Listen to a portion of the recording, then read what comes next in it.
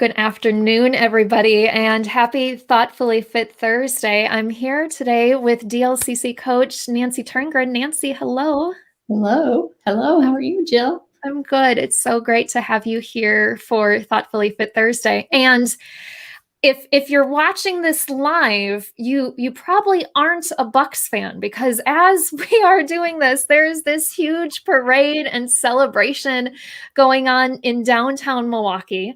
So I have to admit, I am a total bandwagon Bucks fan this week, Nancy. I don't know about you, but I am certainly celebrating with them in spirit. I honestly can't say I follow the Bucks, every game or anything like that. But I know this is kind of a monumental accomplishment for them. It's a huge deal. It's a huge deal for the city of Milwaukee, and just as Darcy was the state director for Senator Kohl, or the Madison director for Senator Kohl for 12 years. So I feel the need that we should thank Senator Kohl for his effort with the Bucks as well. But it really got us thinking about this idea of celebration. And one thing I've noticed as I've been watching the Bucks game, and especially, after they won the championship, there is so much, obviously the confetti and the celebration and the trophy and the parades today. But one of the things that really struck me during their award ceremony, if that were, tournament presentation, was how much they talked about the efforts that every team member put in and the contributions that team members put in every day. So that's what we wanted to talk about today, that when it comes to your business or your organization or your workplace, what does celebration look like for you? And so, Nancy, I want to turn it over to you first and just talk about why is it important to celebrate?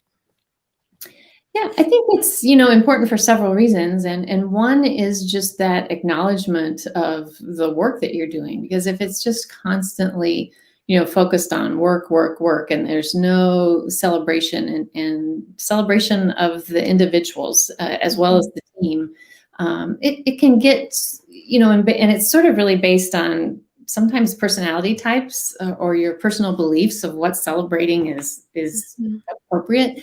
And so, some personality types just go work, and they don't really think about celebrating. And that's normal for them. Others are like, why are we not celebrating, what is happening around us? Or why are we not celebrating Jill today because she did this fabulous thing? Or, she just is here every day and I can really count on her and I just want to celebrate that. So I think we have to, it's important to understand that some people need that celebration as just part of their personality. And if it's missing, then they're not, it's just going to be part of their dissatisfaction, at work that isn't going to really, come through some other way. So anyway, that's kind of a roundabout way of why celebrate. But what are your thoughts, Jill? Yeah, I'm hearing a couple of things as you're talking about it, Nancy. One is this idea of motivation, right? For some people, they really like that attaboy, that pat on the back, that their work is being acknowledged.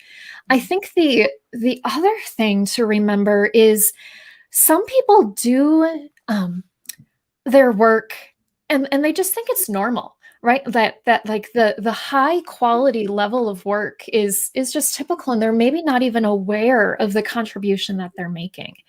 And by taking that time, especially in organizations that are constantly striving, I know at Darcy Loma Coaching Consulting, we're constantly looking for that next goal. What's the next thing that we can do? And thankfully, Darcy also has the culture where we stop and reflect at least monthly in terms of, okay, not only what is going well in terms of contributions or accomplishments, but what are people contributing to those accomplishments? So it's not just, did we hit this certain goal, but also what did we do as a team and what did we do individually that we want to celebrate and champion so that we can continue to do that moving forward. So it just doesn't happen by accident. Yeah. Well, it happened by accident. And then I think of the Bucks and I think, what if they were just, okay, they won and that was it. There was no celebration. just like, okay, we won, and everybody just went through. There's just sort of not that coming together, and that there's that spirit that is just needed to, if everybody just went their separate ways and there was never this time for celebration, it just feels empty. Yeah. And that leads us to our next question here of what's the right amount of celebrating? And Nancy already mentioned it that, for some people, their celebration pendulum is way over here, that they want to celebrate, right? It's Tuesday. Let's celebrate. And then for others, I remember one boss I had in the past of like, why do we need to acknowledge or celebrate? Their appreciation is their paycheck. They shouldn't need anything more than that, right? So Right. there's how can an organization or a team find that right amount? And I think that's a good question. And I think it is different for everybody, just as, it is different for every organization. And at the same time, it's different, but yet it's similar in that it needs to happen. So if you just ignore it completely, then you're just ignoring, a big chunk of your workforce. Mm-hmm. If you do it every day, then you're going to kind of turn off some of your workforce, because they're just like, oh, some team members may be like, oh, do we have to do, another whatever, maybe there's some routine that you do, we're going to celebrate. Mm-hmm. And maybe the other thing, it's not only the right amount, but how do you go about doing it? Is it, it's not just the same thing every time. So it feels like, like you're obligated to celebrate in a certain way. So, being creative is another piece of that, to be like, you're just not like, oh, every time we hit this goal, we do this. It just, so I think it's not only the right amount. And I think just having a discussion about it, as with most things, if you communicate and say, okay, what is the right amount? And if you work with your team, and you work with your organization, and just have open conversations and try to figure out what the right amount is for you is really the only way to really determine that. Yeah.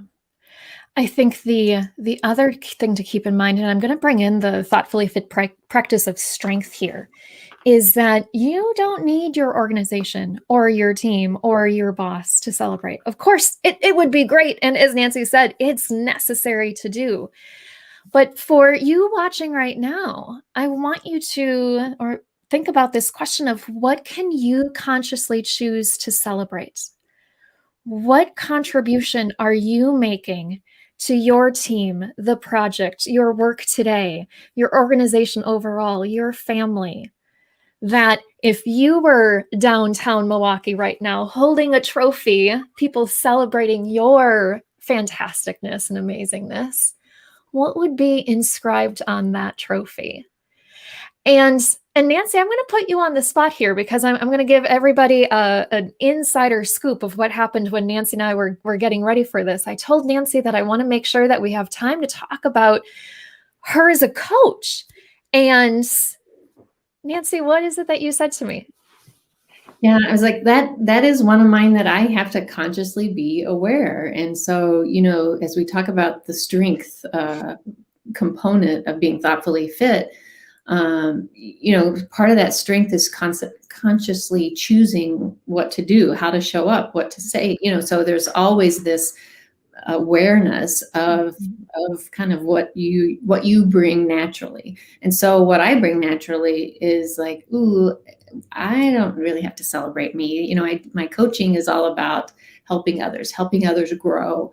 And so that's, I'm the back, I take the back seat because it's all really about my clients. So for me to kind of celebrate me and to celebrate, coaching here live, and I was like, oh yeah, I have to really work at that. I have to work at saying, this is what I do, and this is, what I love, and this is my passion.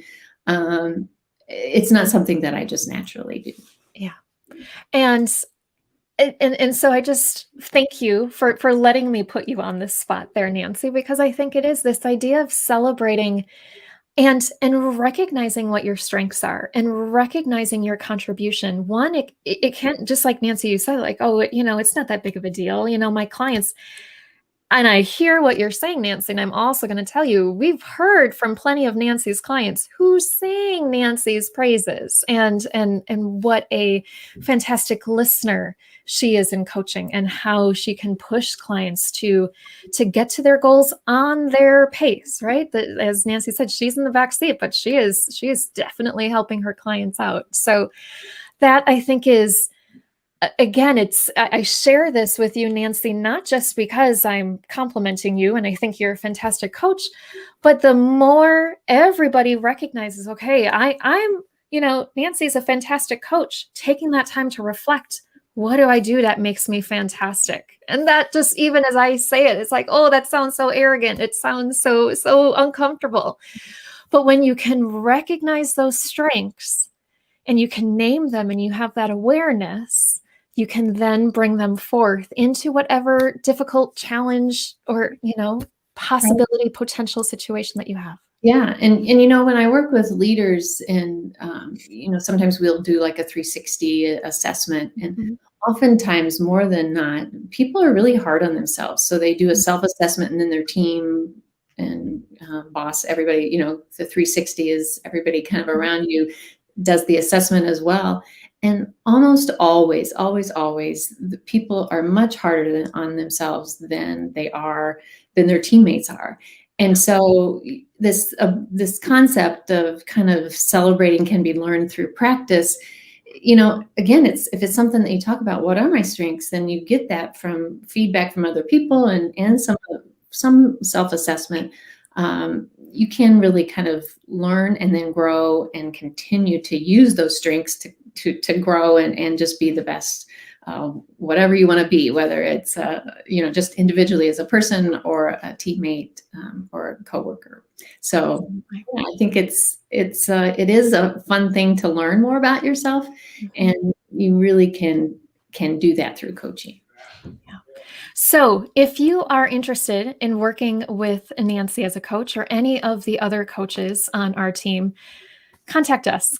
We're at darcyloma.com. You can go to that website. You can schedule a call right on that website to learn more about coaching. And I personally will get you hooked up with Nancy for an exploratory session so you can experience the amazing coach that she is. So once again, Jill. Oh, yes, of course. So once again, I just want to thank Nancy. Thank you for being here today. You're fantastic. And thank you, everybody who is watching. And congratulations, Bucks. Congratulations, Milwaukee. And have a wonderful rest of your day.